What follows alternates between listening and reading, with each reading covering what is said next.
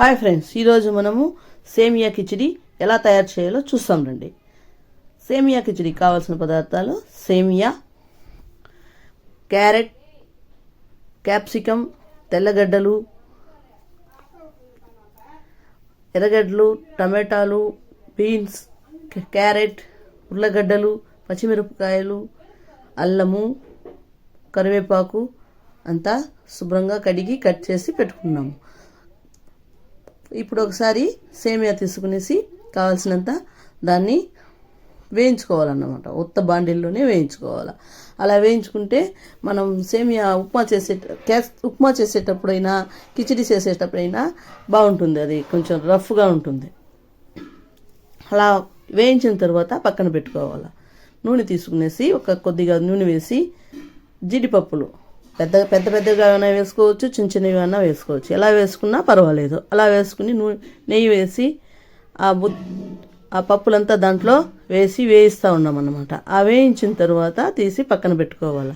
ఇప్పుడు బాండిల్లో నూనె వేసుకునేసి తాలింపు గింజలు, సోంపు, జీలకర్ర, ఆవాలు, ఉద్దిపప్పు, శనగపప్పు, పచ్చిమిరపకాయలు, పట్టా, లవంగము, బిర్యానీ ఆకు అంతా వేసి వేయించాలన్నమాట. టమాటాలు, ఎర్రగడ్డలు, పచ్చిమిరపకాయలు అన్నీ వేసి వేయించాము. మళ్ళా క్యాప్సికమ్ వేసి వేయించాము. ఉప్పు వేసాము, తగినంత ఉప్పు వేస్తే బెన్నగా మగ్గుతుంది. అలా మగ్గినప్పుడు మనకి పని ఈజీగా అవుతుంది. కానీ సన్నని మంట మీద కాకుండా మీడియం ఫ్లేమ్లో పెట్టుకుంటే బాగుంటుంది. అలా వేగిన తర్వాత కొద్దిగా పసుపు వేయాలి. కిచిడికి కదా పసుపు వేస్తే బాగుంటుందని మేము కిచిడికి పసుపు వేసాము. మీరు కొంచెం కావాలంటే వేసుకోండి. బాగా ఫ్రై చేసిన తర్వాత క్యారెట్ వేసి ఒక తిప్పాల. క్యాప్సికమ్ వేసి ఒక ఫ్రై చేయాల. మళ్ళీ ఉల్లగడ్డలు వేసి ఫ్రై చేయాలన్నమాట.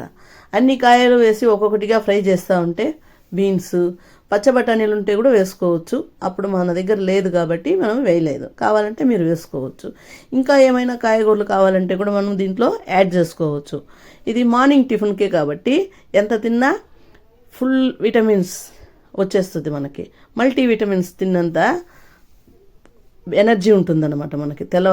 తెల్లవారే ఇలా తినేస్తే. ఇలా ఫ్రై చేసిన తర్వాత సేమియా పక్కన పెట్టుకున్నాం కదా, అది అలా ఉంచి దీనికి అవసరమైన నీళ్లు, కాయగూరలు ఉడికేకి ప్లస్ సేమియా ఉడికేకి అవసరమైన నీళ్లు పోయాలి.